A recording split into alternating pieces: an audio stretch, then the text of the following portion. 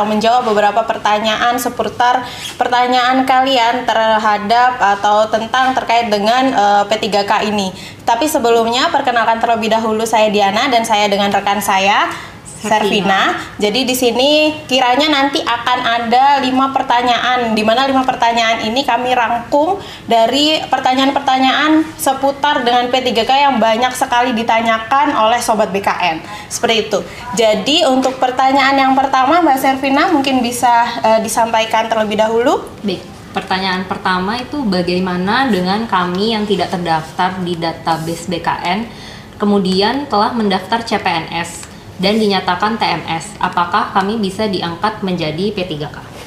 Jadi terkait pertanyaan ini, untuk pengadaan atau proses pengadaan CASN itu kami berpedoman terhadap peraturan-peraturan yang telah dikeluarkan, baiknya oleh Kepmenpan, oleh Menpan RB seperti itu ya. Nah, kemudian untuk yang P3K sendiri itu sesuai dengan Kemenpan nomor 15 tahun 2025, di situ sudah termention kriteria pelamar tambahan seperti apa yang nantinya berlaku untuk honorer yang terdata di database BKN. Nah, untuk honorer di luar yang terdata di database BKN seperti apa? Nah, sayangnya untuk yang di luar database BKN ini tidak termasuk yang dapat melamar di tahap kedua ini, seperti itu. Baik, selanjutnya ini nanti ada pertanyaan yang kedua, bagaimana dengan tenaga honorer non-ASN yang terdata di database BKN, tetapi ternyata instansi daerahnya tidak membuka formasi untuk teknik sekolah ataupun dengan teknis seperti itu. Untuk yang teknis, nah itu nanti seperti apa Mbak Servina? Jadi untuk pertanyaan tadi, honorer yang terdata di database BKN tetapi instansinya tidak membuka formasi, ini harus melamar di seleksi P3K tahap 2 dengan memilih salah satu dari 4 jabatan yang tersedia sesuai dengan kualifikasi pendidikan. Nah, lengkapnya ini ada di Kepmenpan nomor 15 tahun 2025. Nah, Sobat BKN bisa baca lengkapnya di situ, jabatan apa saja yang tersedia sesuai dengan kualifikasi pendidikan masing-masing. Seperti itu. Nah, selanjutnya pertanyaan ketiga yaitu untuk lulusan PPG yang tidak mendapat lowongan kebutuhan, apakah harus mendaftar di tahap kedua? Gimana Nadia?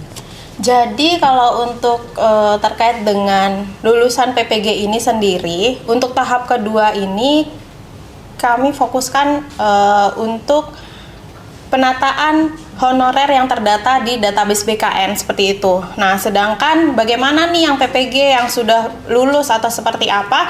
Nanti kita akan tunggu peraturan atau kebijakan lebih lanjut dari Kepmenpan, dari Kementerian Pan RB-nya seperti itu ya, Sobat BKN. Begitulah. Kemudian nanti selanjutnya ada lagi nih pertanyaan yang keempat.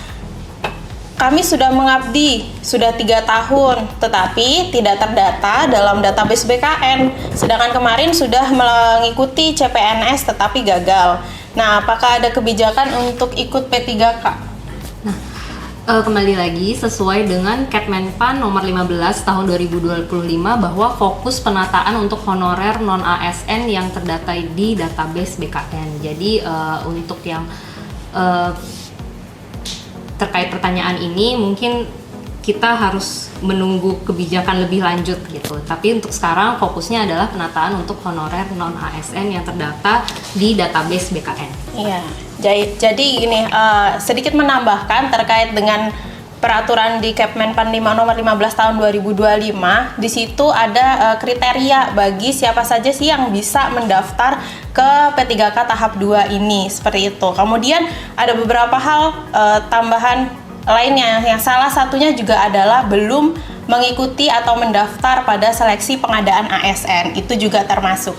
Selain itu untuk yang terdata P3K, untuk tenaga non ASN tetapi terdata di database BKN dan sudah mendaftar pada CPNS maupun tahap 1, P3K tahap 1, tetapi ternyata tidak bisa hadir dalam proses seleksinya, baik di SKD maupun Selkom P3K, itu masih bisa untuk daftar di tahap 2 ini. Tetapi kalau untuk yang sudah daftar di CPNS, kemudian di SKD-nya hadir atau mengikuti seleksi, tetapi yang di SKB-nya tidak hadir, itu sudah tidak bisa karena dianggap sudah mengikuti seleksi. Seperti itu. Baik, pertanyaannya selanjutnya gimana, Mbak? Baik, nah pertanyaan yang kelima adalah di tempat kami masih banyak non-ASN yang di atas 2 tahun, namun tidak terdata di database BKN. Apakah bisa mendaftar di P3K tahap 2 ini? Untuk ini, jadi honorer non-ASN yang tidak terdaftar di database BKN dapat mendaftar seleksi P3K tahap 2 selama memenuhi kriteria berstatus aktif dan bekerja paling sedikit 2 tahun berturut-turut, serta melamar pada instansi tempat bekerja sesuai dengan persyaratan dan ketentuan yang telah diatur dalam Kemenpan nomor 347 atau 347 tahun 2024. Seperti itu. Jadi ini tadi kami sudah mencoba untuk menjawab atau menjawab pertanyaan, 5 pertanyaan yang telah kami rangkum yang banyak sekali dipertanyakan oleh sobat-sobat BKN di luar sana, seperti itu. Kalau semisalnya dari sobat BKN ada yang mau bertanya, silakan di chat aja atau ditulis di kolom komentar. Nah, nanti akan ada teman-teman saya di depan kami, ini ada teman-teman saya yang bisa merangkum pertanyaan-pertanyaan dari sobat BKN. Mungkin untuk menambahkan buat untuk sobat BKN yang ingin tahu lengkapnya misalnya kriterianya seperti apa, kemudian jabatan yang bisa dilamar itu apa saja, itu bisa baca-baca Kemenpan RB nomor 15 tahun 2025. Kemudian ada juga Kemenpan RB nomor 16 tahun 2025 juga. Nah, itu bisa baca-baca dari situ, teman-teman.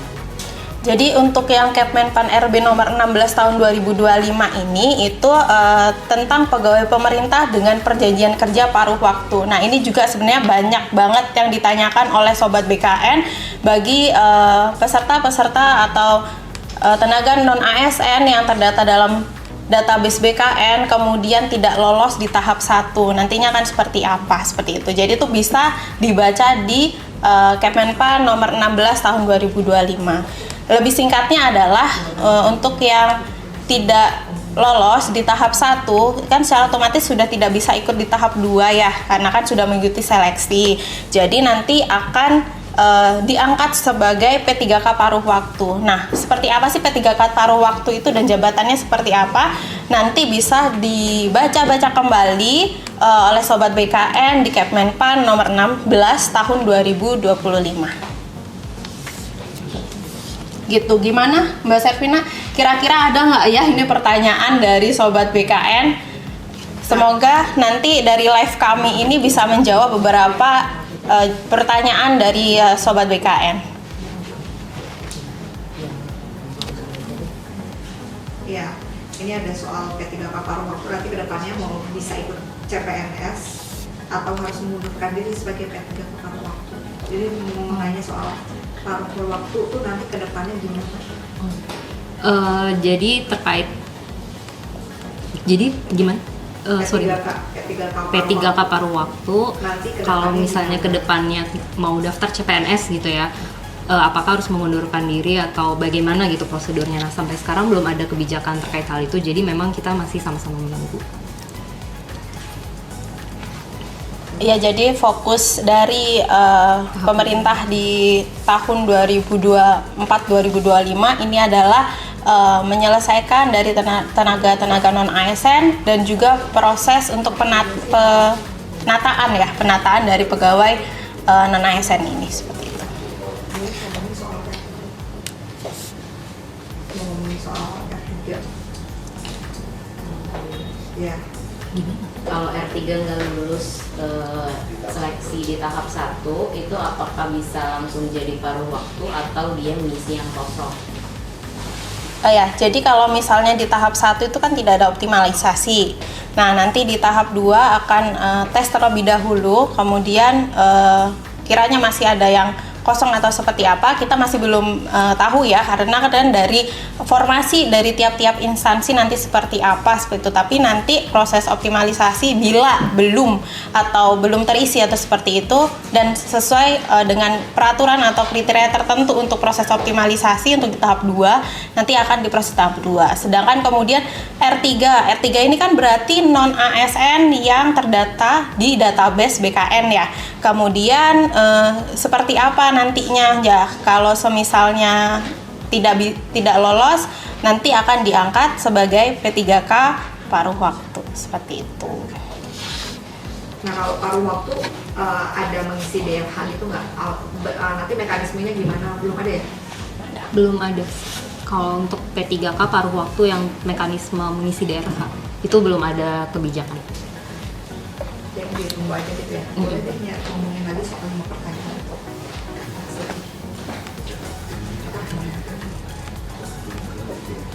Kelima. Ya. Boleh. Ya. Ya, jadi kira-kira apalagi nih dari Sobat BKN yang mau atau masih ada pertanyaan seputar dengan P3K ini, kiranya yang masih bisa kami jawab nih yang ada di sini gitu ya, akan kami coba untuk jawab seperti itu. Terus nanti kira-kira yang tahap 2 tadi bisa jadi paruh waktu juga nggak yang tahap 2? Kalau dia mendaftar di P3K tahap 2 maksudnya. Iya. Tapi Jadi karyawan kalau Iya, gimana Mbak Servina? maksudnya kalau nggak Jadi lulus kalau di P3K tahap 2 jadi yang daftar tahap 2 bisa jadi paruh waktu juga nggak? sejauh ini kita tunggu Belum ada dulu ya sih, sebagaimana kebijakannya, Iya. kemudian mekanismenya nanti juga seperti apa, sama halnya dengan apakah yang paruh waktu nanti harus mengisi data dan dokumen lain sebagainya seperti itu. Kalau tenaga honorer yang belum masuk database BKN tapi tidak lulus SKD CPNS bisa nggak langsung jadi P3K paruh waktu? belum ada peraturan. Belum, nggak bisa. Jadi coba Mbak Servina gimana? Belum ada, belum nggak bisa. Fokusnya sih sekarang itu penataan yang terdata di database BKN. Jadi terkait hal itu mungkin masih belum tahu ya. Belum Sejauh tahu ini sih belum ada ya ada kebijakan dan ketentuan seperti itu, tapi fokus dari pemerintah adalah pegawai non ASN yang terdata dalam database BKN. Oke, tentang apa nih? Katanya ada yang mau kita jelasin lagi yang pertanyaan yang pertama itu. Ada yang mau ditanyain terkait dengan pertanyaan yang pertama? Iya, mau kita dijelasin lagi terkait pertanyaan pertama. Oke, jadi nanti untuk yang pertanyaan pertama itu kan peserta yang tidak terdaftar di database BKN, kemudian terus mendaftar di CPNS, dan kami nyatakan TMS, apakah bisa diangkat menjadi P3K? Nah, seperti yang sudah kita bahas dari tadi ya, sebenarnya fokus dari pemerintahan adalah penataan dari tenaga non ASN yang terdata di database BKN seperti itu. Nanti terkait peraturan tersebut sesuai Kepmenpan, kembali lagi ya, kita coba buka atau kita baca bareng-bareng terkait dengan Kepmenpan nomor 15 tahun 2025. Kriteria pelamar untuk tambahan hanya berlaku untuk honorer yang terdata di database BKN seperti itu. Gitu sih ya Mbak Servina ya. Mungkin bisa dijelasin lagi soal pendataan non ASN yang udah dilakukan. Baik, kalau untuk pendataan ASN itu kan sebenarnya sudah dilakukan di tahun 2022 ya, yang terdata di database BKN, jadi seperti itu. Kemudian fokus dari pemerintah yaitu menyelesaikan dari tenaga-tenaga non ASN yang terdata dan sudah terkonfirmasi di database BKN gitu. Nah, untuk bagaimana selanjutnya yang tidak terdata, kemudian bahkan sudah bekerja, karena itu mungkin pendataan di tahun 2022 ya Mbak Servina ya, kemudian bagaimana nanti kalau kami yang bekerja TMT-nya per tanggal atau per tahun 2022. Sebenarnya kan sampai di tahun 2024 sudah 2 tahun seperti itu ya, tapi tidak terdata. Nah, ini masih belum ada kebijakan lebih lanjut seperti itu.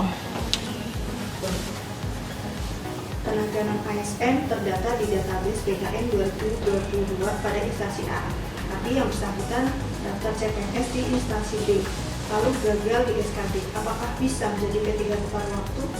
Jadi pertanyaan Gimana pertanyaannya? Tenaga non-ASN terdata di database BKN 2022 pada instansi A, tapi mendaftar CPNS di instansi B, lalu gagal di SKB. Apakah bisa menjadi P3 tepat waktu? Nah, terkait kalau dia terdatanya tapi ini terdata ya? Terdata. Jadi kalau misalnya dia terdata di instansi A, kalau CPNS itu kan sebenarnya tidak ada batasan ya, harus mendaftar di instansi manapun. Maksudnya dia tidak harus seperti P3K. Kalau P3K kan wajib mendaftar di instansi yang mereka bekerja saat ini. Seperti ya Mbak Servina ya. Jadi kalau misalnya kalau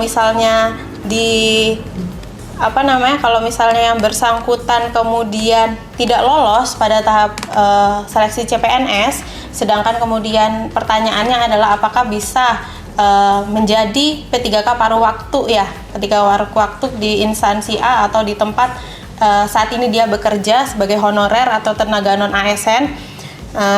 Jadi ini ada kriteria untuk pegawai dari surat Menpan ya Mbak Servina. Gimana Mbak Servina? Surat Menpan nomor B-M-M.SM.01.00/2025. Jadi di sini pegawai non ASN yang terdaftar dalam database pegawai non ASN BKN diangkat menjadi P3K paruh waktu apabila memenuhi ketentuan telah mengikuti seleksi CPNS tahun anggaran 2024 namun tidak lulus, atau telah mengikuti seluruh tahapan seleksi P3K tahap 1 atau tahap 2 namun tidak dapat mengisi lowongan kebutuhan. Jadi bisa ya Mbak Servina ya? Untuk yang tadi, contoh yang tadi bisa. Ya. Jadi bisa ya buat teman-teman atau sobat BKN yang sudah mendaftar tetapi gagal pada daftarnya di instansi lainnya atau di instansi B gitu ya, bukan tempat dia bekerja saat ini, bisa sesuai dengan surat dari Menpan RB seperti itu, bisa untuk diangkat menjadi P3K paruh waktu seperti itu. Ada pertanyaan soal nasib. Di mana nasib honorer yang belum terdata di database BKN, tapi udah bekerja nih lebih dari 2 tahun, tapi masih aktif sampai sekarang. Dan bila bisa diulangi lagi. Tadi seperti yang disampaikan sebelumnya bahwa memang saat ini fokusnya adalah untuk menyelesaikan non ASN yang terdata di database BKN. Jadi untuk yang belum terdata mungkin masih menunggu kebijakan lebih lanjut. Gitu. Yang jelas adalah instansi, kalau nggak salah dari itu ya, untuk instansi-instansi itu di tahun 2025 itu sudah tidak boleh mengangkat atau merekrut untuk tenaga non ASN seperti itu. Jadi ini sangat tegas juga bagi instansi yang masih mengangkat atau merekrut untuk pegawai non ASN, ada sanksi tersendiri. Ini sangat sudah dimention ya Mbak Servina ya terkait hal tersebut. Jadi memang pemerintah kami rasa kayaknya serius banget ya untuk menyelesaikan non ASN, tenaga non ASN ini, terlebih yang sudah ada di database BKN.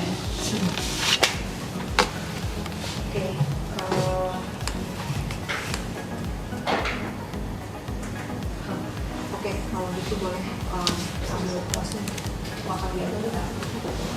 Oke, mungkin di resume banyak yang ditanyakan terus disampaikan.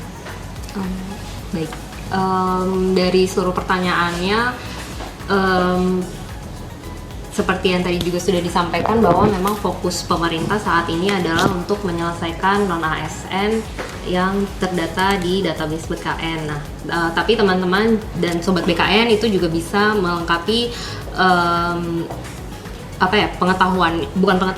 bisa membaca lebih lanjut tentang kriteria atau kualifikasi atau jabatan itu di Kepmenpan RB nomor 15 tahun 2025 dan Kepmenpan RB nomor 16 tahun 2025 juga, seperti itu. Nah, semoga semoga IG Live kita saat ini cukup menjawab pertanyaan sobat BKN di IG BKN. Nah, kalau misalnya ada pertanyaan lagi, ini pertanyaan sobat BKN di sini kita rangkum juga kalau nanti siapa tahu ada Ya. video berikutnya. Jadi kalau misalnya ternyata masih ada banyak banget pertanyaan dari sobat BKN yang sudah ditulis di kolom chat dari live IG ini kami, atau mungkin dari media sosial lainnya di media sosial dari BKN, kami akan coba selanjutnya akan merangkum kembali pertanyaan-pertanyaan apa sih yang kiranya akan kami angkat kembali dan kami akan coba untuk menjawab pertanyaan tersebut, seperti itu ya. Jadi untuk sobat BKN yang bisa mendaftar ke P3K tahap kedua, diperhatikan kembali untuk dia sesuai dengan Kepmenpan RB nomor 15 tahun 2025. Mungkin merangkum sedikit ya Mbak Servina ya, beberapa pertanyaan yang sebenarnya ini adalah yang terbaru ya, Kepmenpan 15 tahun 2025 ini. Itu untuk yang bisa mendaftar adalah P3K atau pegawai non ASN yang terdaftar dalam pangkalan database pegawai non ASN BKN. Kemudian yang pertama adalah tidak memenuhi syarat atau TMS pada seleksi administrasi ya, yang harus di garis bawah ada seleksi administrasi untuk pengadaan P3K tahap 1. Yang kedua adalah tidak memenuhi syarat pada seleksi administrasi juga pada pengadaan CPNS. Selanjutnya adalah belum melamar seleksi pengadaan ASN apapun, baik P3K tahap 1 maupun CPNS. Selanjutnya adalah memenuhi syarat seleksi administrasi namun tidak mengikuti seleksi kompetensi pengadaan P3K tahap 1, dan juga memenuhi syarat seleksi administrasi namun tidak mengikuti seleksi CPNS di tahun anggaran 2024. Nah, untuk yang tidak hadir atau tidak mengikuti ini, itu hanya untuk yang pada seleksi SKB. Karena kalau sudah mengikuti tes seleksi SKD, itu sudah dianggap untuk hadir atau mengikuti seleksi dari proses pelaksanaan seleksi CPNS tersebut, seperti itu. Baik, kira-kira sudah cukup kali ya Mbak Servina ya untuk live IG kami hari ini, menjawab beberapa pertanyaan yang banyak sekali ditanyakan oleh para sobat BKN. Namun kalau misalnya ada lagi yang mau ditanyakan atau mungkin yang sudah dituliskan dalam kolom komentar di IG, di media sosial dan juga chat di live IG ini, nanti kami dari tim BKN akan mencoba untuk merangkum dan mencoba untuk menjawab di lain kesempatan.